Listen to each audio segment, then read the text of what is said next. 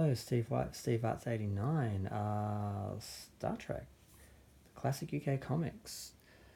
Now, I'd heard about these comics for years, and I'd seen someone had scanned and uploaded a lot of the actual newspaper comics and put them on a website, and I had seen a lot of them actually. But it's a totally different thing to see them in print and all together in order in a book. So when I found out this was being released, it was amazing, and I was really excited because I grew up reading Star Trek comics, and you kind of feel like you've read them all, and then when you find out there's some you didn't even know about, and you get to rediscover them, it was pretty great.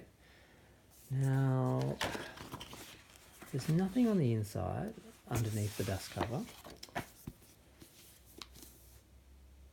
back just has a few pictures, just a little bit of an idea of what's on the inside.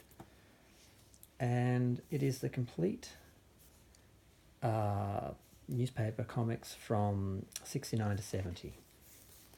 So these were printed in the UK. And they're a little bit off, but that makes them, like the Gold Key American comics, which are a bit off as well, kind of interesting in their own way. They have their own appeal. Partly because they speak to the imagination of, I don't know, that time when there wasn't Star Trek Online and on demand and streaming, and you had to actually remember the show and live more in your imagination than, you know, in your DVD-R or your computer. And I don't know, there's something about this sort of era where it wasn't all accurate and it was all over the place, and it's hard to describe, but they have their own appeal. Basically, they ran in weekly magazines, and the stories ran over different issues, and they've collected them and, you know, set them all out in order as sort of comics, like their own little comic book for each story. So you get just a list of them, and then we get into it. And the only problem is Star Trek was quite prominent in the magazines that it was printed in.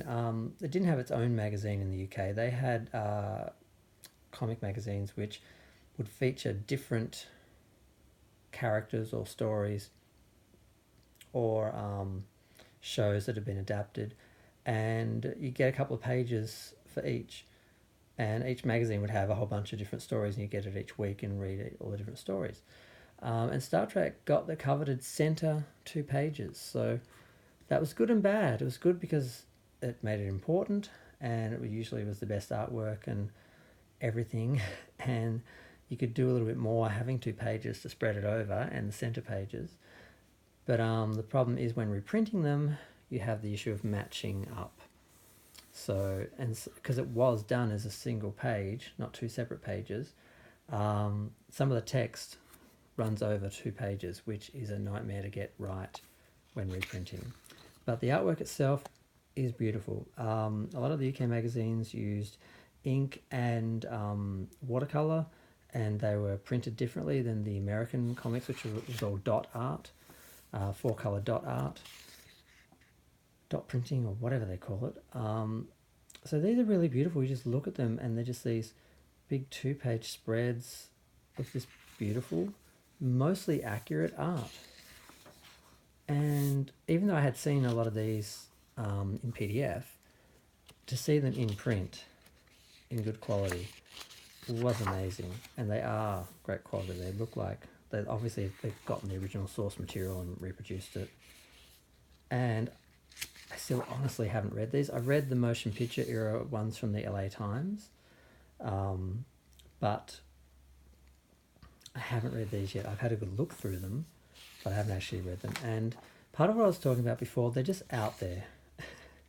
And there's a lot of imagination and a lot of strangeness and a lot of fun and a lot of unique stories, because they kind of, for better or worse, didn't really understand Star Trek and weren't really following Star Trek and the rules, and it was interesting. Much like I said, Gold Key, where you could just sort of let your imagination go because the comic, just let itself go. Just went wherever it wanted to. And honestly, I think the JJ films kind of tried to copy that a little bit. There's literally a few scenes from the LA Times, Star Trek, the motion picture era comics that they kind of stole, or from the Marvel comics. And they also, that Marvel and DC in between film comics weren't totally accurate as well, and the writers kind of weren't greatly steeped in Star Trek lore and kind of went off script quite a bit.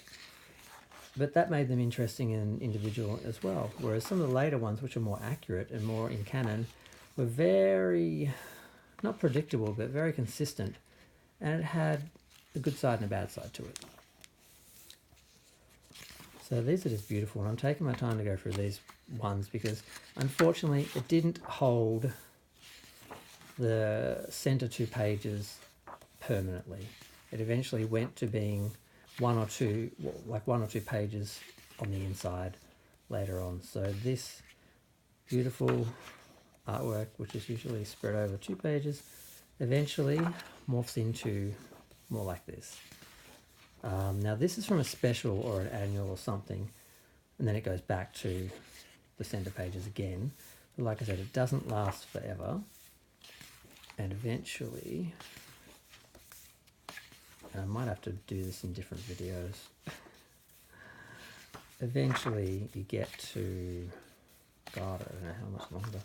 I mean, I love some of this stuff, like the Enterprise is underwater. Now they did that in the JJ films. It's ridiculous, but it's the kind of thing you imagine when you're a kid, that the Enterprise went to like a water planet and was underwater, or was flying through the sky, and stuff that it didn't actually do or couldn't do or weren't practical, but as a kid you would imagine anyway. And I just love looking at the Enterprise, even though you can kind of tell. I mean, they obviously had their own model and they were doing it, so they're trying to be accurate and creative and artistic, and they pretty much succeeded. I'm not 100% sure how good the actual storytelling is, but comics for me are mostly the visuals. And now we've gotten to black and white, and now I've got to separate pages, as you can tell by the nice white in between, which means there's no longer any problems with printing. So it's a bit of a double-edged sword. You get these gorgeous pages, double page spreads, but reproducing them without messing up the continuity between the 2 pages is a nightmare. And then we go to single pages, you don't get that, but you also don't have the problem of reproducing it accurately. And these weren't all in black and white. It doesn't take that long before we get colour, but the art isn't always consistent and isn't always accurate, much like, well, the Gold Key and the LA Times ones and that. Although that was pretty accurate for the Star Trek motion picture era, actually, when I think about it. It was more, there was a bit of a stretch where they changed artists and that quality was kind of lost. Now, one of the magazines it was in was TV21, which sometimes it got the cover and then the inside pages as well. So, and there is somewhere there's an album of the covers, because often, even when it was in the centre, it's still got artwork on the cover.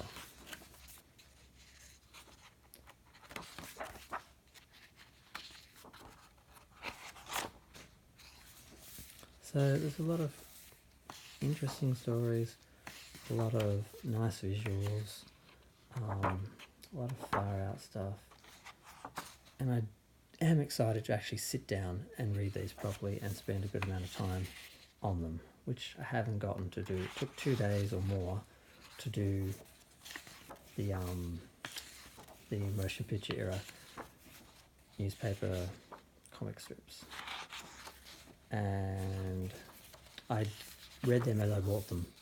These ones, I didn't read them the first time, and I didn't read the second one because then it's like I had two, and I kind of did, I kind of wanted to wait till I had one so I could read one, and then I still had one to look forward to, and then I had two, and then the third one came, and I had three.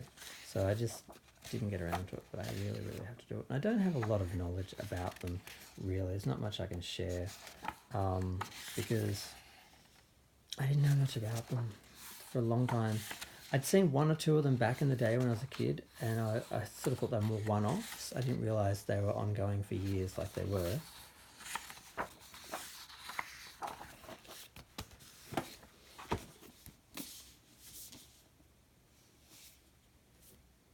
And I think I'll stop there and do the other ones in separate videos.